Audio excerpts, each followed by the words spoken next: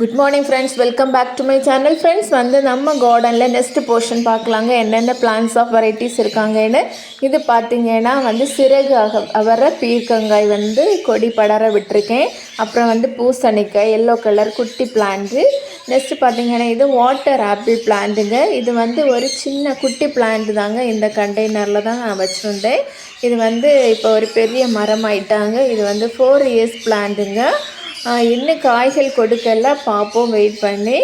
Next பார்த்திங்கன்னா அரிசி திப்பிலிங்க. இது சம்மரில் தான் ரொம்ப காய்கள் கொடுக்கும், ரொம்ப ஹெல்த் பெனிஃபிட்ஸ். இது அந்த காய்கள் நம்ம நல்லா காய வச்சு நம்ம மீன் குழம்பு மசாலா அரைக்கக்கூடிய டைமிங்கில் இதை நம்ம டெய்லி 1-2 நம்ம போட்டு நம்ம யூஸ் பண்ணிக்கலாங்க.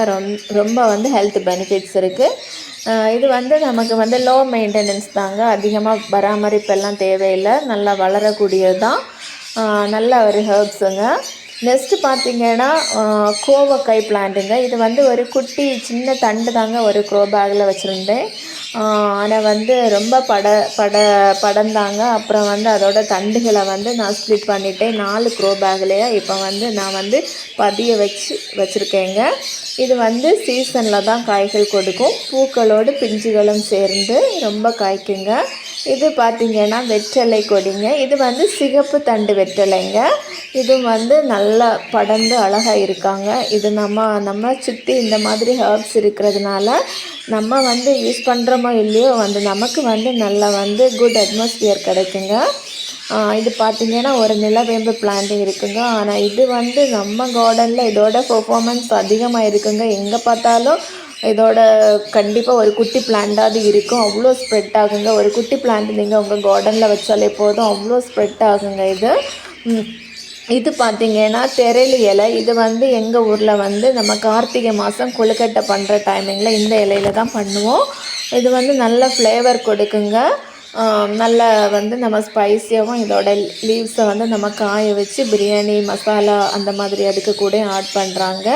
இது பார்த்திங்கன்னா வாழைக்கூவ பிளான்ட்டுங்க. இது இந்த மாதிரி குட்டி குட்டி பைகளில் நான் இந்த மாதிரி ஒரு 6 பையில் வச்சுருக்கேங்க. இதுவும் லாஸ்ட் இயர் பொங்கலுக்கு நான் 2 பேக்லேயே எனக்கு நிறைய கிழங்குகள் கிடச்சிருக்குங்க. நல்ல ஒரு ஹார்வெஸ்ட் பண்ணிக்கலாங்க. இது பார்த்திங்கன்னா பிரண்டை கொடிங்க. இது எல்லாருக்குமே தெரியும், அவ்வளோ ஹெல்த் பெனிஃபிட்ஸ் இருக்குது அப்படிங்கிறது. இது நம்ம டெய்லி நம்ம கார்டன்லேருந்து ஃப்ரெஷ்ஷாக அதோட தண்டுகள் அண்டு லீவ்ஸ் நம்ம எடுத்து நம்ம துவையல் இல்லை அப்படின்னா நம்ம தொக்குகளாக கூட நம்ம ரொட்டீனாக நம்ம இதை எடுக்கக்கூடிய டைமிங்கில் ரொம்ப ஹெல்த் பெனிஃபிட்ஸ் இருக்குங்க.